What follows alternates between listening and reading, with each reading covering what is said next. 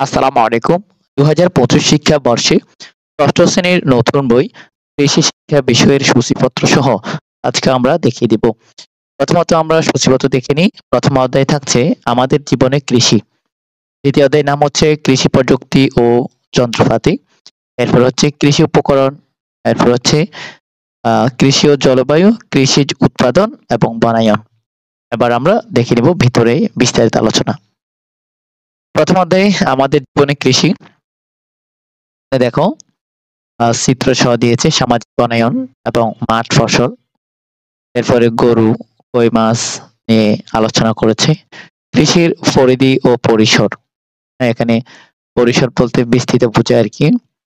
আর এই যে এখানে ধান, পাট, গম, এরপরে ফসল, মৎস্য, পশু পাখি ও বনায়ন। এই যে ফসলের ঝুড়ি। এরপরে হচ্ছে কৃষি বিষয়ক প্রয়োজনীয় তথ্য সেবা প্রাপ্তির উৎস। এরপরে কৃষি বিষয়ক অধিদপ্তর সমূহ,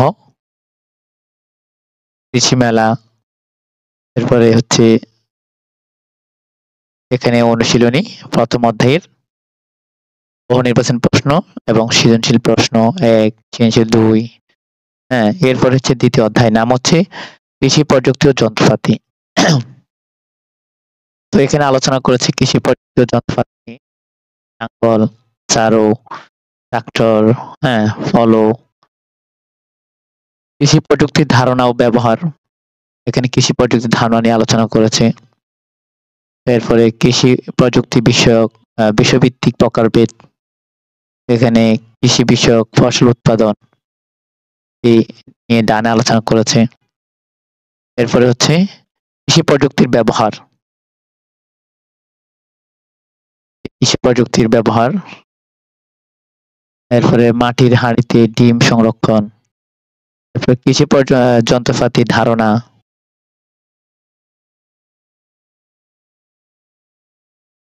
বাড়ি নাঙ্গল, হ্যাঁ, মোল্ড নাঙ্গল, এই যে বাড়ি বীজ বপন যন্ত্র। এখানে ভাবে আলোচনা করছে শক্তি চালিত কৃষি যন্ত্রপাতির ব্যবহার।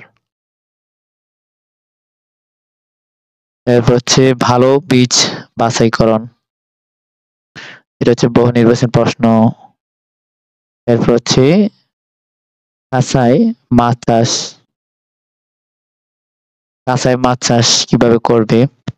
স্থানীয় কৃষি যন্ত্রপাতির ধারণা ও ব্যবহার। ফসল উৎপাদনের স্থানীয় কৃষি যন্ত্রপাতি ও ব্যবহার। দেশি নাঙ্গল। হ্যাঁ, এই যে এটা হচ্ছে মই, নিড়ানি, চাকি জাল, এই যে কলা জাল। এরপর হচ্ছে বহু নির্বাচন প্রশ্ন অনুশীলনীর সংক্ষিপ্ত প্রশ্ন, রচনামূলক প্রশ্ন এবং সৃজনশীল প্রশ্ন। এরপর হচ্ছে তৃতীয় অধ্যায়, নাম হচ্ছে কৃষি উপকরণ। দোআঁশ মাটি, সরিষার বীজ, হ্যাঁ, এই যে মাটির গঠন আলোচনা করেছে। খনিজ পদার্থ, জৈব পদার্থ, মাটির প্রকার নিয়ে আলোচনা করেছে। এই যে বেলে মাটি, দোআঁশ মাটি, এঁটেল মাটি, মাটির গুণাগুণ, কৃষি ফসলের ফলনে মাটির গুণাগুণের গুরুত্ব। এরপর সেচ নিয়ে আলোচনা করেছে। মাছ চাষে পানি,